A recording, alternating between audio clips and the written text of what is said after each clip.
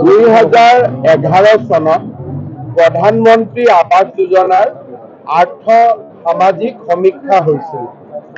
2018 চনত প্ৰধানমন্ত্ৰী আৱাস যোজনাৰ ঘৰৰ বাবে জিঅ' টেগিঙৰ ব্যৱস্থা হৈছিল আৰু দুইটা ব্যৱস্থাৰ জৰিয়তে আমি 26 লাখ নাম পৰিয়ালৰ নাম আমি তালিকাত সন্নিৱিষ্ট কৰিছিলোঁ। 20 লাখ লোকৰ ঘৰ দিয়া হ'ল বা ঘৰৰ নিৰ্মাণ কাম চলি আছে। আজি 3,88,000 পৰিয়ালক নতুনকৈ আমি প্ৰথম কিস্তিৰ ধন বেংকৰ জৰিয়তে পঠোৱাৰ ব্যৱস্থা কৰিলোঁ। এই বছৰৰ এপ্ৰিলৰ পৰা ছেপ্টেম্বৰ মাহৰ ভিতৰত আমি আৰু 3 লাখ মানুহক ঘৰ দিম, যাতে 26 লাখৰ তালিকাখন সম্পূৰ্ণ হৈ যায়। ইয়াৰ পিছতো যিসকল দুখীয়া পৰিয়ালৰ নাম আৱাস যোজনাৰ পৰা বাহিৰত থাকিলে তেওঁলোকৰ নাম পুনৰ সমীক্ষা আৰু জিঅ' টেগিঙৰ কাৰণে অভিযান আমি যোৱা পৰহি দিনাৰ পৰা আৰম্ভ কৰিছোঁ। জীৱিকা সখী বাইদেউসকলে এই অভিযান আৰম্ভ কৰিছে। 27 তাৰিখে এই অভিযানৰ সামৰণি পৰিব। 27ৰ পৰা 7 তাৰিখলৈকে ৰাইজে যাতে নিজেই, যদি কাৰোবাৰ ঘৰত জীৱিকা সখী বাইদেউ নগ'ল বা কাৰোবাক অন্যায় কৰিলে, তেতিয়া ৰাইজে যাতে নিজেই নিজৰ ফটোটো তুলি আপলোড কৰিব পাৰে, তাৰ বাবেও আমি 26ৰ পৰা 7 তাৰিখলৈকে আন এটা মহা অভিযান আৰম্ভ কৰিম।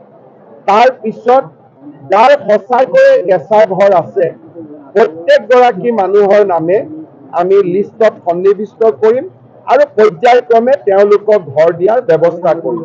মোৰ আন্দাজ 26 লাখ মানুহে ঘৰ পালে অসমত আৰু যদি 10-15 লাখ মানুহে ঘৰ পায়, তেতিয়াহ'লে প্ৰত্যেকগৰাকী দুখীয়া মানুহৰ ঘৰে পকী হ'ব আৰু সেই দিনটোৰ বাবে আমি সকলোৱে মিলি একেলগে কাম কৰিছোঁ।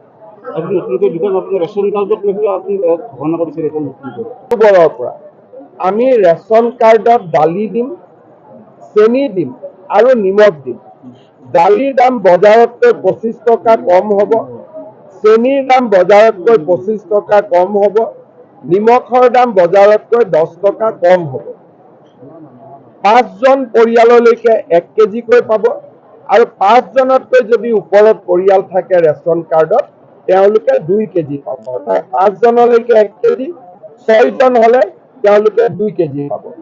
এই ব্যৱস্থাটো আমি 1 অক্টোবৰৰ পৰা আৰম্ভ কৰিম, যাতে দুখীয়া মানুহে ঘৰো পাব পাৰে, অৰুণোদয় পাব পাৰে।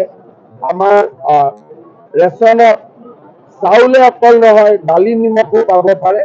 এই গোটেই ব্যৱস্থাবিলাক আমি কৰিছোঁ আৰু দুখীয়া মানুহ উপকৃত ৰামপুৰৰ বিভিন্ন অঞ্চলত বনৰীয়া হাতী ওলাইছে। এই হাতীখিনি যোৱাৰ পিছত আমি পলাশবাৰী ৰাইজৰ লগত, ৰামপুৰৰ ৰাইজৰ লগত কথা পাতিম। কিছু যদি আমি নেপিয়াৰ প্লান্টেশ্যন কৰিব পাৰোঁ, তেতিয়াহ'লে হাতী নিজে নিজে আঁতৰি যাব। আমি মাত্ৰ এই বিপদটোৰ পৰা আমি মুক্তি পাই লওঁ, তাৰপিছত আমি ৰাইজৰ লগত আলোচনা কৰিম। প্ৰথম কথাটো হ'ল 2 জানুৱাৰী অসম দিৱস। এই অসম দিৱসটো এতিয়া ভাৰতৰ সকলো ৰাজ্যতে পালন কৰে। বহুতে কৈ আছে যে বিহাৰ দিৱস অসমত পালন হ'ব। অসম দিৱস পালন কৰে নেকি? অসম দিৱস প্ৰতিটো ৰাজ্যতে আজিকালি পালন কৰা হয়।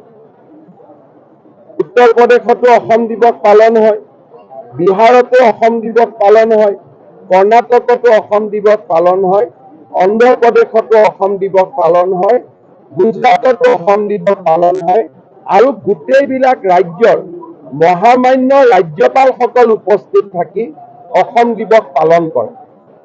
আৰু ভাৰতীয় জনতা পাৰ্টীয়েও গোটেই দেশত থকা অসমীয়া লোকসকলক লৈ প্ৰবাদ অনুষ্ঠিত কৰে। এতিয়া যদি অসম দিৱসটো বিহাৰে পালন কৰে, উত্তৰ প্ৰদেশে পালন কৰে, আমিও ইয়াত বিহাৰ দিৱস পালন কৰিম, তেতিয়াহে মানুহৰ মাজত বুজাবুজি বাঢ়িব। গতিকে এই বিষয়টোলৈ ৰাজনীতিৰ কোনো কৰাৰ মিনিঙে নাথাকে। যিসকল এইটো কথা বুজি নাপায় যে অসমৰ লাখ লাখ ল'ৰা অসমৰ বাহিৰত কাম কৰে, ইয়াত সাম্প্ৰদায়িক উত্তেজনা কৰিলে তেওঁলোকৰ জীৱনৰ প্ৰতি ভাবুকি আহিব পাৰে, এই কথাটো যিসকলে বুজি নাপায় তেওঁলোকে বাৰে বাৰে এই কামবিলাকত মনোনিৱেশ